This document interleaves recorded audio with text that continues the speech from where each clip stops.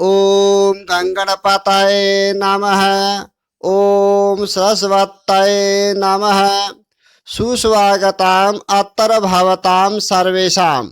आज हम 11वीं कक्षा का संस्कृत का पंचम पाठ सोवन सक्टिका का अभ्यास पढ़ेंगे। अभ्यास का पहला प्रश्न है संस्कृतेन उत्तरम दीयताम। संस्कृत में उत्तर दीजिए। क भाग है मृच्छकटिकम् एते नाटकस्य रचयिता कः। मृच्छकटिकम् इस नाटक का रचयिता कौन है। उत्तर है मृच्छकटिकम् एते नाटकस्य रचयिता महाकवि शूद्रकः अस्ति।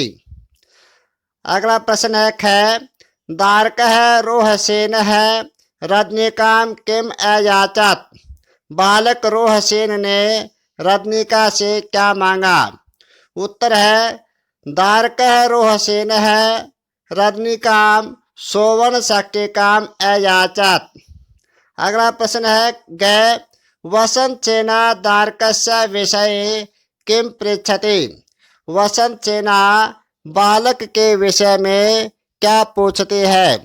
उत्तर है वसंत सेना दारकस्य विषये पृच्छते यत् अयम कस्य दारकः अस्ति। अगला प्रश्न है घ रजनीका किम उक्त्वा दारकां तोषितवती। रजनीका ने क्या कहकर बालक को संतुष्ट किया। उत्तर है तातस्य पुनरप्यरिद्धया सुवर्ण सक्टिकया क्रीडिष्यसि इत्युक्त्वा रजनीका दारकां तोषितवती। पिताजी के फिर से समृद्ध होने पर सुवर्ण सक्टिका से खेलोगे, सोने की गाड़ी से खेलोगे, ऐसा कहकर रजनीका ने बालक को संतुष्ट किया। अगला प्रश्न है रोहसेनः कस्य पुत्र आसीत्। रोहसेन किसका पुत्र था। उत्तर है रोहसेनः आर्य चारुदत्तस्य पुत्रः आसीत्। अगला प्रश्न है च आर्य चारुदत्तः केन आत्मानं विनोदयति। आर्य चारुदत्त किस से अपना मनोरंजन करते हैं।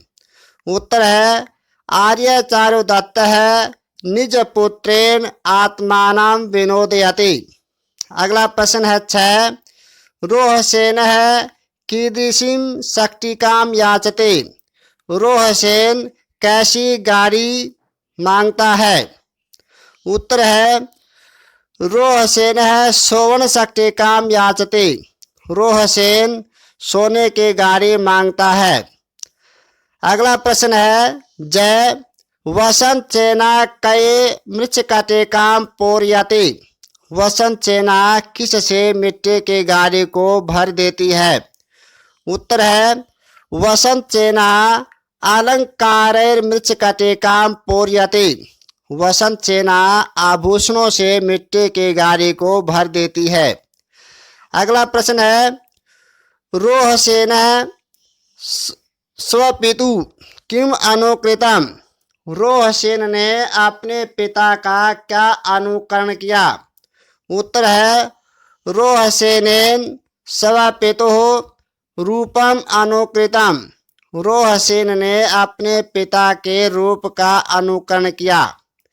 अगला प्रश्न है वसंत सेना किम उक्त्वा दारकं शान्तयामास। वसंत सेना ने क्या कहकर बालक को सांत्वना दी। इसका उत्तर है जात मां रोदेहि। हे पुत्र मत रोवो, सोवन सक्टिकया क्रीडिष्यसि, सोने के गाड़ी से खेलोगे। एति उक्त्वा वसंत सेना दारकं शान्तयामास। ऐसा कहकर वसंत सेना ने बालक को सांत्वना दी। अगला प्रश्न है हिंदी भाषया व्याख्याम लिखत। हिंदी भाषा में व्याख्या लिखिए। यहाँ पर नीचे 4 वाक्य हैं। इन चारों वाक्यों के हिंदी भाषा में इसका सरलार्थ लिखना है, जो सरलार्थ हम पूरे पाठ का पिछले वीडियो में पढ़ चुके हैं। अगला प्रश्न है अधोलिखितानां पदानां संस्कृत वाक्येषु प्रयोगम कुरुत। नीचे लिखे पदों का अपने संस्कृत वाक्य में प्रयोग करें।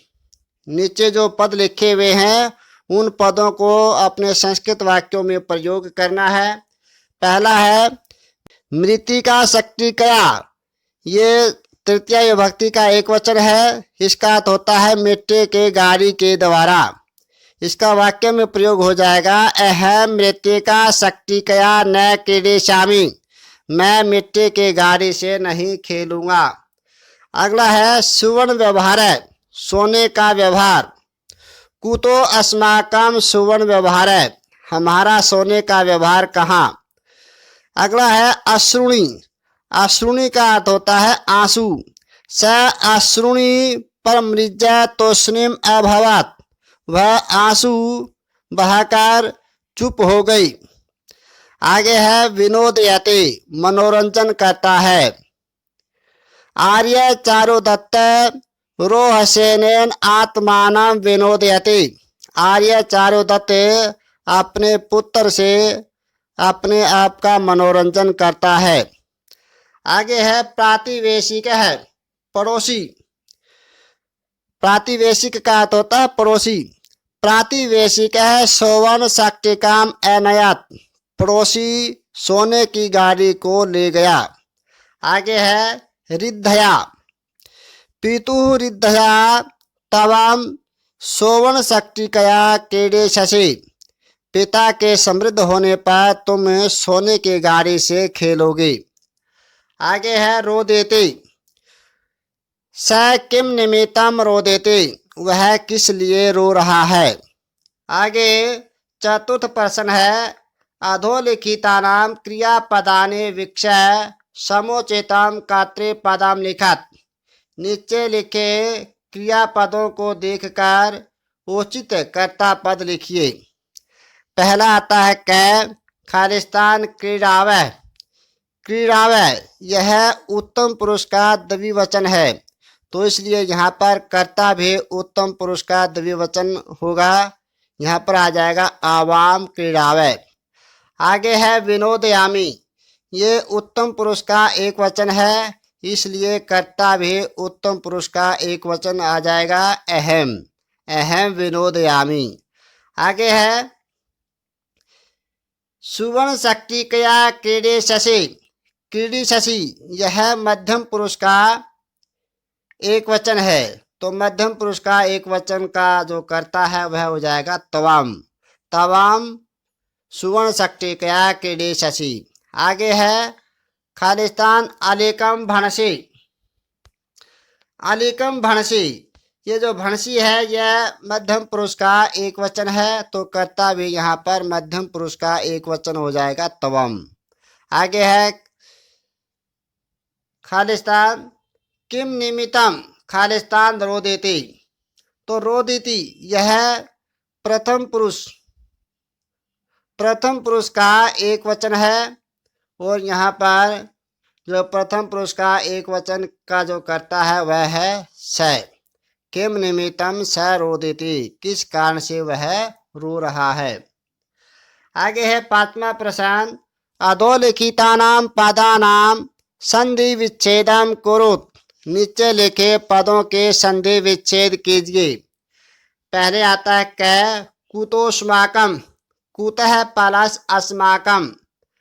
आगे है पुनरअपि, पुनः प्लस अपि। किम निमित्तम, इसकी संधि विच्छेद हो जाएगी किम प्लस निमित्तम। आगे है पुनस्ताम, पुनः प्लस ताम। आगे है यद्यस्माकम, यदि प्लस अस्माकम। आगे है आभरणान्यवतार्य, इसकी संधि विच्छेद हो जाएगी आभरणानि प्लस अवतार्य। आगे है छठा प्रश्न निर्दिष्ट प्रकृति प्रत्यय निर्मितम पदम लिखित। यहाँ पर जो निर्देश दिया गया है ऐसे प्रकृति और प्रत्यय को मिला करके यहाँ पर एक पद बनाना है, वो यहाँ पर खालिस्तान में लिखना है। यहाँ पर कुछ उपसर्ग दिए हुए हैं और फिर धातु दिए हुए हैं और फिर प्रत्यय दिया हुआ है, इनको जोड़ करके लिखना है। नी प्लस सवस प्लस ल्यप, तो यहाँ पर हो जाएगा निश्वस्य। आगे अनु प्लस क्री प्लस कतः, इसका हो जाएगा अनुकृतः। आगे है अलम प्लस क्री प्लस कतः प्लस टाप, तो ये हो जाएगा अलंकृता। आगे है अव प्लस त्रि प्लस निच प्लस लप अवतार्य, उतार कर। पूर्व प्लस कत्वा पूरयित्वा, पूरा करके भर करके। आ प्लस दा प्लस लप आदाय, ग्रह प्लस कत्वा गृहीत्वा। आगे है उप प्लस श्री प्लस लप उपसृत। आगे क्रीड प्लस कतः क्रीडित। पर प्लस मृज प्लस लप पर मृज।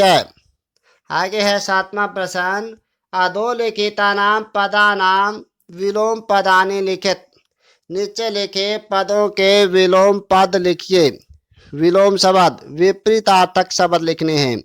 सोवर्ण शक्तिका, सोवर्ण शक्तिका होती है सोने की गाड़ी, और इसका विलोम शब्द हो जाएगा मृच्छकटिका, मिट्टी की गाड़ी। आगे अलिकम, अलिकम का अर्थ होता है झूठ, और इसका विपरीतार्थक हो जाएगा सत्यम। आगे है अलंकृता, सजी हुई, इसका विलोम हो जाएगा अनलंकृता। निष्क्रांता, निकल गई, इसका विलोम हो जाएगा आगता, आ गई। आपे ही, आपे ही का विपरीतार्थक है उपे ही।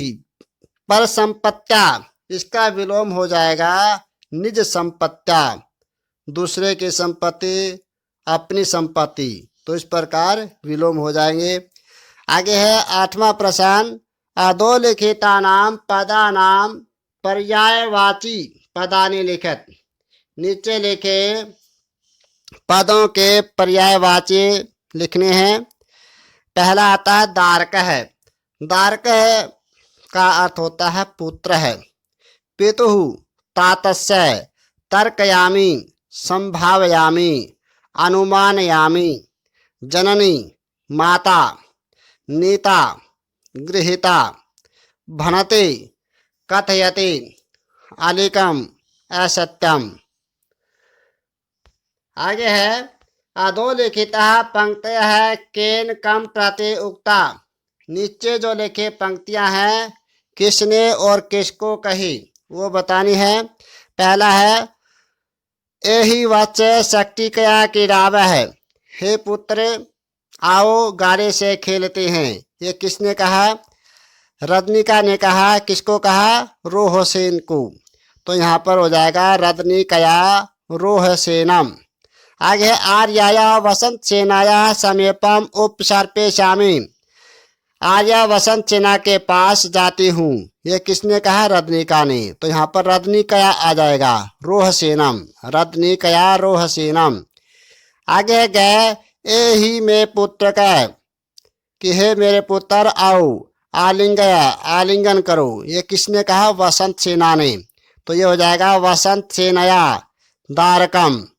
आगे है किम निमित्तम ऐसा रो देते, किस कारण से यह रो रहा है।